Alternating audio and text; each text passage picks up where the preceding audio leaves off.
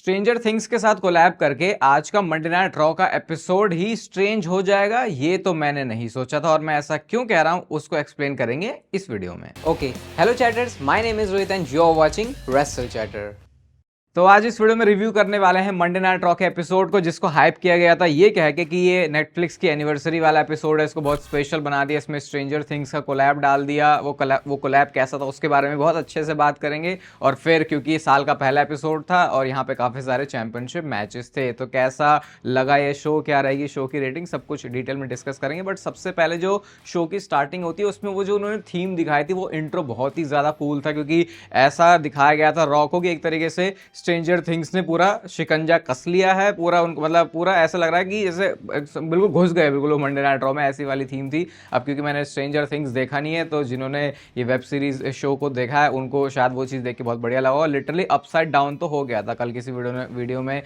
किसी ने वीडियो में बताया भी था मुझे कि स्ट्रेंजर थिंग्स में है ऐसा, वो बोलते हैं कि अपसाइड डाउन, तो वो उसका मतलब था पूरा उसको उल्टा घुमा दिया। और मैं ये सोच रहा था कि भाई इतनी मेहनत इन्होंने इस चीज़ में कर दी है कि ये इसको पूरा वैसे थीम डाल के दे रहे हैं। इतनी मेहनत आप किसी दूसरी चीज़ों में भी कर सकते थे, जैसे उन्होंने रैम्प पे भी पूरा स्ट्रेंजर थिंग्स का सब सेटअप लगा दिया है और मतलब पूरी जो वाइब है वो स्ट्रेंजर थिंग्स देने की कोशिश करी है। बट एक्चुअल में ज़्यादा मैटर ये करता है कि शो पे क्या चीज़ें थी और क्या एक कोलैब का सेंस बना भी। सबसे पहले जो शो की स्टार्टिंग है वो होती है चैंपियनशिप मैच से, जहाँ पे Iyo Sky and Rhea Ripley against Kabuki Warriors के थे। और यहाँ पे आज WWE ने शो पर टाइटल चेंज डाल दिया है। देखो, मैं इस मैच में अच्छी रेसलिंग हुई है, मूवमेंट्स हैं, टाइटल चेंज हुआ है, वो सब सही है, लेकिन अगर मेरे हाथ में चीज़ें होती तो भाई मैं इसको शो के ओपन में तो बिल्कुल भी नहीं डालता। WWE कभी कभी मुझे ऐसा लगता है कि बहुत ज़्यादा कैजुअल हो जाती है चीज़ों को लेके। जैसे कुछ स्पॉट्स उसमें अच्छे थे, वो रिपटाइड और ईओ स्काई का जो मून सॉल्ट वाला वो पूरा सीक्वेंस है उसको आस्का ने रोक दिया था। इनसेन एल्बो के ऊपर हमने किकआउट देखा है, मतलब पिन ब्रेक कर दिया, रिपटाइड मून सॉल्ट लगा और उसके बाद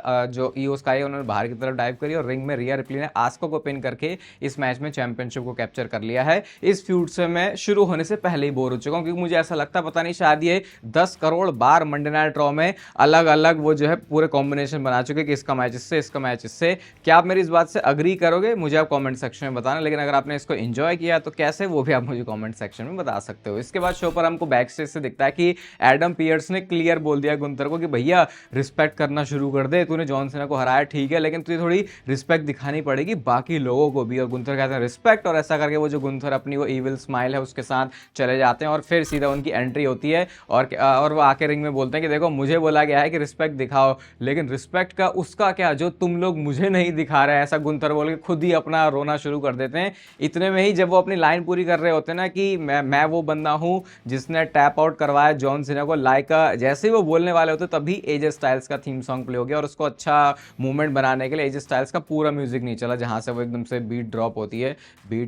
अप होती है जो भी है वो है, वहां से उन्होंने इसको प्ले किया। अब इसके बाद जैसे ही रिंग में एजे स्टाइल्स आते हैं और भाई इतना इरिटेट कर दिया ना गुंथर ने, मेरे को तो किया भी नहीं, एजे स्टाइल्स को किया, लेकिन मेरे को ही इतनी ज्यादा इरिटेशन हो गई जब एजे स्टाइल्स कुछ बोलने की कोशिश कर रहे हैं तो गुंथर कह रहा है भैया तो मुझे रिस्पेक्ट सिखाने आया है, मैं वो बंदा हूं जिसने जॉन सीना को टैप आउट करवा दिया है लाइक अ लिटिल बिच, ऐसे करके उन्होंने बोल भी दिया। एजे स्टाइल्स को भी लग रहा भाई ये मुझे बोलने क्यों नहीं दे रहा बंदा, और उसके बाद वो थोड़ा नीचे झुकते हैं क्योंकि गुंथर की हाइट थोड़ी ज्यादा है एजे स्टाइल्स से, कहते हैं कि लिटिल एजे स्टाइल्स अब इसके बारे में क्या कर सकता है, और ऐसा करके उन्होंने जॉन सीना का वो जो इमोट है उसको भी किया। एजे स्टाइल्स को गुस्सा आया और भाई उन्होंने वो काम किया जो कि पता नहीं कितने सारे लोगों के कलेजे को ठंडक पहुंचाने का काम किया होगा। उन्होंने खिंचा के एक थप्पड़ लगा दिया और भाई गुंथर ने क्या मस्त उसके ऊपर सल भी किया। ऐसा लगा बिल्कुल कि सही में गुंथर को नहीं पता था कि ये चांटा उनको पड़ने वाला, वो घूम के उसके बाद वापस आते हैं और उसके बाद एजे स्टाइल्स बोलते हैं कि that's what I thought, nothing करके वो वहां से चले जाते हैं। और उसके बाद गुंथर क्राई बेबी की तरह जाता है एडम पियर्स के पास में, तो उसके बाद एजे स्टाइल्स भी आते कहते हैं आगे रोना रोने अपने बॉस के पास रो रहा है, और ये इसीलिए था क्योंकि अब यहां से मैच ऑफिशियल हो गया है एजे स्टाइल्स वर्सेस गुंथर के बीच में। देखो जब तक बोलने की बात है तब तक तो ठीक है, लेकिन जब गुंथर के सामने रिंग में आ जाते हो भाई इक्वेशन ये बंदा पूरी ही चेंज कर देता है, भले ही आप द फिनोमिनल वन क्यों ना हो। तो देखते हैं next week Monday Night Raw में ये मैच सिर्फ वन ऑफ मैच है या फिर यहां से ये एजे स्टाइल्स और गुंथर की फ्यूड शुरू होने वाली है। और अच्छी बात ये भी लग रही है देख के कि एजे स्टाइल्स को अब सही बुकिंग मिल रही है भाई, जो कि हमने एक्सपेक्ट भी किया क्योंकि ये लास्ट ईयर होने वाला है एजे स्टाइल्स का। इसके बाद शो पर विमेंस इंटरकॉन्टिनेंटल चैंपियनशिप के लिए Becky Lynch versus versus magazine के बीच में मैच था। बड़ा ही अजीब सा मुझे मैच लगा, कहीं ना कहीं मुझे लग तो रहा था कि इस मैच में टाइटल चेंज होगा, क्योंकि तभी ही आप बेकी लिंच और मैगजीन की स्पीड को और बढ़ा सकते हो आगे, वरना बेकी लिंच का कैरेक्टर ऐसा लग रहा था कि थोड़ा बेकार हो जाएगा, डिस्ट्रॉय हो जाएगा। एंकल लॉक में उन्होंने फंसाया था, लेकिन पता नहीं बेकी लिंच ने ऐसा कैसा उल्टा पुल्टा उनको किया, रेफरी ने देखा नहीं और वो रोप्स को पकड़ के बेकी लिंच ने इस मैच में मैगजीन को पिन कर लिया, जिसकी वजह से टाइटल चेंज यहां पे हो चुका है। मैगजीन के पास से टाइटल जा चुकी है और बेकी लिंच एक बार फिर से विमेन्स इंटर कॉन्टिनेंटल चैंपियन बन गई हैं। सोचो क्या दिन आ गया है ये मैं अच्छे वे में कह रहा हूं कि मैगजीन जिसको बड़ा ही सीरियस कोई लेता नहीं था, अब उसने टाइटल ड्रॉप भी किया है, तो ऐसे कि उसको प्रोटेक्ट किया गया है। तो ये बताता है कि क्या मस्त कैरेक्टर जो है डेवलप हुआ है मैगजीन का, जो अच्छी बात होती है वहां पे अप्रिशिएट करना बिल्कुल बनता है। और अब यहाँ पर टाइटल चेंज हो गया, इसका मतलब यहाँ से मैगजीन की वो जो चेज है अब वो फिर से शुरू होने वाली है। इसके बाद शो पर आते हैं हमारे Jimmy and J the Usos भैया। जे ऊसो के थीम सॉन्ग के साथ ही आते हैं। अब तक डब्ल्यूडब्ल्यूई में वो दम नहीं है कि वो ऊसोस का ओरिजिनल वाला थीम सॉन्ग लेके आ पाए, वरना सारे लोग ईट कैसे करेंगे, तो वो एक फनी चीज लगती है। अब यहाँ पे आके इन्होंने प्रोमो कम थोड़ा रैप स्टाइल में ही बातें ज़्यादा करने की कोशिश करी है। कहते हैं हम नया साल है, नए चैंपियन से 2026 देखो अब क्या करने वाले हम, बेस्ट टैग टीम है, 4 लेटर्स 1 वर्ड हीट करके बस इन्होंने इतना ही बोला और कुछ ज़्यादा ऐड नहीं किया। ये सिर्फ ऐसा था कि जैसे डब्ल्यूडब्ल्यूई को ड्यूटी मिली है कि जिमी और जे उसो को तुम्हें शो पर बुक करना है, क्या करना है वो नहीं पता, तो फिर क्या होता वो होता जो हमने आज मंडे नाइट रॉ में देखा। इसके बाद शो पर स्टेफनी वकैर आती हैं जो कि विमेंस वर्ल्ड चैंपियन है। उनका इंटरव्यू होता है, वो होता है 2025 उनके लिए कितना अच्छा था, वो थैंक्स करती है फैंस को उनमें बिलीव करने के लिए, और क्योंकि उन्होंने वॉकिंग बूट पहना हुआ था तो कहती हैं कि ये भी चीज़ मुझे नहीं रोक सकती, मैं आगे ऐसी बढ़ने वाली हूँ। रकेल रोड्रिगेज ने भाई बहुत ही ब्रूटल अटैक किया है यहाँ पर स्टेफनी वकैर के ऊपर, क्योंकि ऑलरेडी उन्होंने वॉकिंग बूट पहना, उनके एंकल में प्रॉब्लम, और उसके बाद जैसे उन्होंने उनको फोड़ा स्टील चेयर भी डाल देती हैं वो, लेकिन वो तो ऑफिशियल्स आ गए जिसकी वजह से स्टेफनी वकैर बच गई। लेकिन बैक स्टेज जाके भी जो रकेल रोड्रिगेज है उन्होंने स्टेफनी वकैर को मारा। मैंने आपसे बोला था कि रकेल को अब डब्ल्यूडब्ल्यूई बहुत अलग तरीके से देख रही है, और शायद ये सिमिलर बुकिंग लास्ट टाइम मैंने उनकी एनएक्सटी में देखी थी, मेन रोस्टर में आने के बाद से तो ऐसा कुछ हुआ नहीं था। तो अब अच्छा लग रहा है देख के कि चलो उनको वो स्टेटस मिल रहा है जो कि शायद वो डिजर्व करती हैं। और जजमेंट डे के साथ अगर प्रोमो वर्क भी इनका थोड़ा और अच्छा हो जाए तो ये फिर वो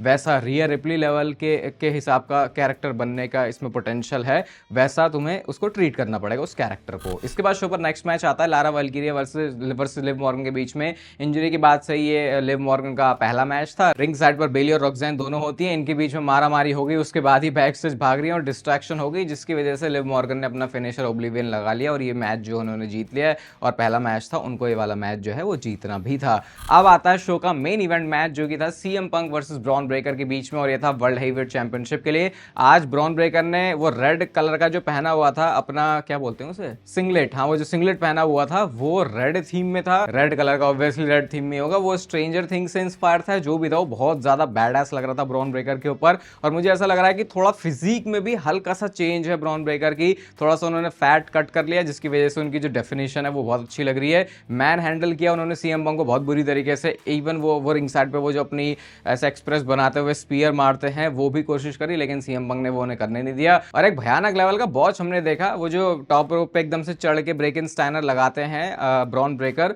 उसमें उन्होंने पकड़ा लेकिन वो सही से सीएम पंक को पकड़ नहीं पाए, जिसकी वजह से वो आगे गिरे नहीं। और आई थिंक उसमें मुझे लग रहा है कि लोग एकदम से जो दोष है वो निकाल देंगे सीएम पंक का, लेकिन वो नजर मुझे ऐसा आया कि सीएम पंक तो ऑलरेडी पीछे थे रोप्स के, तो वहां से वो इस तरीके से फ्लिप मारना वैसे ही पॉसिबल नहीं था, लेकिन क्योंकि वो गड़बड़ उन्होंने कर दी थी तो उनको मुंह को करेक्ट करना था, जो बाद में उन्होंने करेक्ट किया भी। अब सीएम पंक अपना जीटीएस फिनिशर हिट करने के लिए जा रहे होते हैं, लेकिन कलाकार आदमी जो है वो एप्रिन के ऊपर आ जाता है, जिसकी वजह से डिस्ट्रैक्शन हो गई। और फिर हमने देखा भैया यहाँ से शुरू हो जाती है भसड़बाजी पूरी, क्योंकि ऑस्टिन थेरी निकल के आते हैं, लोगन पॉल निकल के आते हैं, ब्रॉनसन रीड निकल के आते हैं, जिसके बाद ब्रॉन ब्रेकर ने ऐसा धक्का भी दिया सीएम पंक को जिसकी वजह से रेफरी गिर गया। और अगर रेफरी गिर जाता तो ये परफेक्ट मौका होता है ऐसे साइड के लोगों का मैच में घुसने का, और वो चीज करी भी ऑस्टिन थेरी ने, उन्होंने स्टॉम्प लगा दिया, ब्रॉन ब्रेकर वहां पे पिन करते हैं, लेकिन सीएम पंक ने वहां पे किकआउट कर दिया था, जो कि मैच में यहाँ से जो एक्साइटमेंट है उसको बढ़ाता है। फिर हमने यहाँ पे पेंटा को देखा, रे मिस्टीरियो को देखा, ड्रैगन ली को देखा। मेरे को समझ नहीं आ रहा भाई कि इसमें ये घुस कैसे रहे, मेरे को इतना इसका लॉजिक समझ में नहीं आ रहा।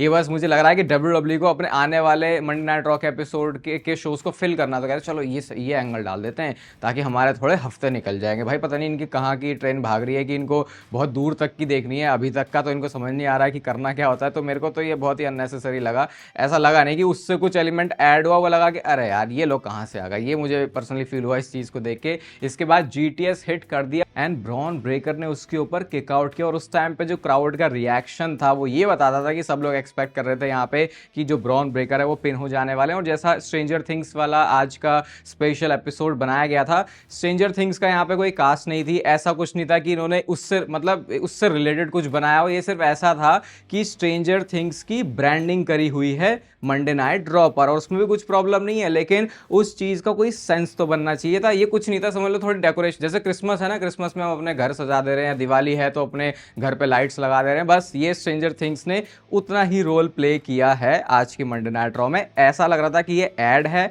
और ऐड करने में भी कोई प्रॉब्लम नहीं है, लेकिन उस चीज का सेंस बनना चाहिए। जैसे मैं यहाँ पे बात करता हूँ नेचुरल टीन की, WWE से रिलेटेड चीजें हैं जहाँ पे फिजिक की बात होती है, आपको अच्छा दिखना होता है, आपको अपना न्यूट्रिशन अच्छा रखना होता है। और खुद पे भी मैंने, अब ये वाला रोहित देख लो, अगर आज भी वीडियो बना रहा होता 2026 में तो बहुत अजीब लगता देख के, तो मैंने खुद नेचुरल टीन को कंज्यूम करके अपना प्रोटीन इंटेक फिक्स करके अपनी डाइट में क्रिएटिन को ऐड करके मसल मास पुट ऑन किया, जो कि आप लोग भी कर सकते हो। इसलिए मैं आपको बताता हूँ इसके लिए क्या करना होता है। डिस्क्रिप्शन और पिन कमेंट दोनों में आपको नेचुरल टीन का लिंक मिल जाएगा। वेबसाइट के ऊपर शॉर्ट में अगर आप मेरा नाम ले लोगे आरपंत इज द कोड, तो आपको एक प्यारा सा डिस्काउंट मिल जाएगा। बहुत ऑथेंटिक चीज मैं आपको बता रहा हूँ जो कि खुद के ऊपर मैंने करी है ना, ऐसा नहीं कि सिर्फ एक ब्रांडिंग या फिर एक लेबल चिपका दिया ऐड की तरह, जैसे कि आज WWE ने स्ट्रेंजर थिंग्स के नेम के साथ किया ऑन मंडे नाइट रॉ। अब इसके बाद क्या होता है, सीएम पंक ने अपना एक पाइल ड्राइवर भी हिट किया है, और जैसे मैं कह रहा हूं कि उन्हें अपना एल्बो ड्रॉप बंद कर देना चाहिए हिट करना, वैसे ही मैं शायद उनके पाइल ड्राइवर के लिए बात बोलने वाला हूं, कहीं किसी का सिर सही में ही ना फूट जाए। उसके बाद ब्रॉन ब्रेकर ने उसके ऊपर भी किक आउट कर दिया। अब यहां से ब्रॉन ब्रेकर ने आमबार अपने सबमिशन मूव में डाला, तो सीएम पंक भी अपने एनाकोंडा वाइस के साथ आते हैं, जो मुझे बिल्कुल वो पुराने वाले सीएम पंक की याद दिला देता है बार बार,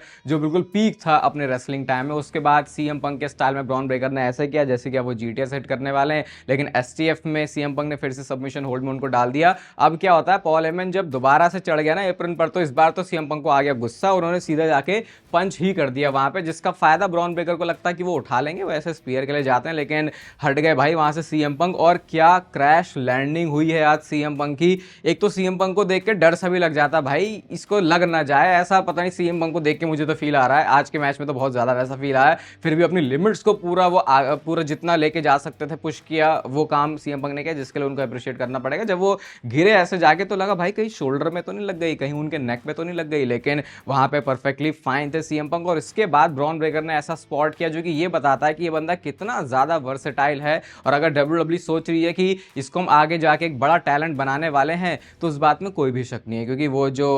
अनाउंसर डेस्क है वो खाली होती है, वहां पे होते हैं सीएम पंक, और वहां से पूरी इतनी लंबी उड़ी मारी है ब्रॉन ब्रेकर ने लोगन पॉल वाले स्टाइल में, मैं उसको बोलूंगा, क्योंकि ऐसे करामाती मूव आजकल हमने लोगन पॉल की तरफ से थोड़े ज्यादा देखे हैं। वो स्पॉट पे बिल्कुल वो गिर गए, और उसके बाद सीएम पंक को भी देख के ऐसा लग रहा है कि भाई ओह, मतलब ये बंदा अभी भी इसके अंदर इतना कुछ बाकी है, इसको ये नहीं बोल सकते कि जो गैस है वो खत्म हो गई है। अब इसके बाद रिंग में जाते हैं, ब्रॉन ब्रेकर स्पीयर हिट करने को जब गए तो भाई क्या उस पर काउंटर किया है सीएम पंक ने, ऐसी बहुत कैजुअल तरीके से उन्होंने नी लगा दी, और उसके बाद ब्रॉन ब्रेकर भी जैसे उस पर जाके गिरे, और फिर क्या था, सीएम पंक को सिर्फ अपना जीटीएस फिनिशर हिट करना था, फिनिशर उन्होंने हिट किया है, चैंपियनशिप यहां पर रिटेन हो गई है। ब्रॉन ब्रेकर ने अभी टाइटल कैप्चर नहीं किया, और ब्रॉन ब्रेकर की पिनफॉल से हार हुई है, जो कि अपने आप में एक बड़ी बात है। लेकिन आज के शो से कुछ एक्सपेक्टेशन थी कि जैसे क्रिस जेरिको हो सकता है आज के शो पर फीचर हो जाए, रॉयल रंबल के लिए रोमन रेंस और ब्रॉक लेसनर एडवर्टाइज है, तुम्हारा नेटफ्लिक्स का पहला एनिवर्सरी वाला एपिसोड है, हमें ये बड़े स्टार्स भी देखने को नहीं मिले, तो ये मंडे नाइट रॉ के शो से डिसअपॉइंटमेंट। और ये भी बात नहीं है कि एक्सपेक्टेशन बहुत ज्यादा थी, आज के शो पर शायद WWE को चीजें डिलीवर करनी चाहिए थी, बट उन्होंने वो चीज अभी